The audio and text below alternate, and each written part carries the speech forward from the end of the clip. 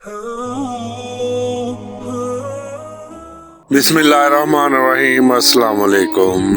हज़रत मोहम्मद सल्लल्लाहु अलैहि वसल्लम ने इरशाद फरमाया, मुसलमान तो वो है जिसकी जुबान और हाथ से दूसरे मुसलमान महफूज रहें। मुसलमान तो सरापा सलामती होता है। जिस शख्स से लोगों को अजियत और तकलीफ पहुँचती हो वो उससे खाइफ रहते हों, उसकी मिसाल तो एक दरिंदे की सी है जो लोगों को तकलीफ पहुँचाता रहता है। वो लोग उससे खौफजदा या परेशान रहते हैं। हमें अपनी हालत पर नजर डालनी चाहिए कि हमारी वजह से हमारे साथी, रिश्तेदार और पड़ोसी और दीगर मेल जोल वाले परेशानी या नागवारी और तकलीफ में तो मुब्तला नहीं होते। हमारा कोई अमल ऐसा तो नहीं जो दूसरों की अजियत और तशवीश का सबब होता हो। अगर खुदा न खास्ता ऐसा है तो फौरन अपनी इस्लाह कीजिए और हर उस अमल से परहेज कीजिए जिससे दूसरे मुसलमान को तकलीफ होती हो। लेकिन आज के दौर में जो मुसलमानों की हालत है वो आपके सामने है।